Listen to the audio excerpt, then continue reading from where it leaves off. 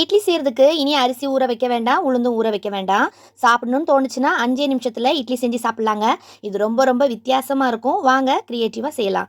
முதல்ல ஒரு பாத்திரம் எடுத்துக்கோங்க. அதில் 2 ஸ்பூன் கடலை மாவு, 1 ஸ்பூன் மிளகை நல்லா தட்டி போட்டுக்கணும். கொஞ்சமாக பெருங்காயத்தூள், கொஞ்சமாக உப்பு, கொஞ்சமாக மஞ்சத்தூள், 2 முட்டையை இதில் நான் அடித்து ஊற்றிக்கிறேன். இப்போ இது எல்லாத்தையுமே நல்லா மிக்ஸ் பண்ணிக்கணுங்க. நல்லா கலந்து விட்டுக்குங்க.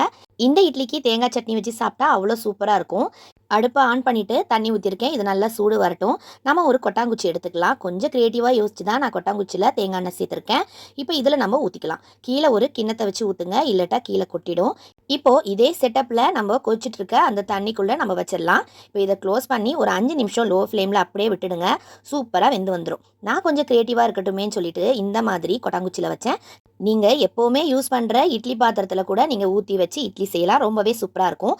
கொட்டாங்குச்சி கொஞ்சம் ஆறுனதுக்கு அப்புறமா இந்த இட்லியை எடுங்க. சூப்பராக ரெடி ஆகிடும். முட்டை இட்லி ரெடி ஆயிடுச்சு. ட்ரை பண்ணி பாருங்கள். பாய்.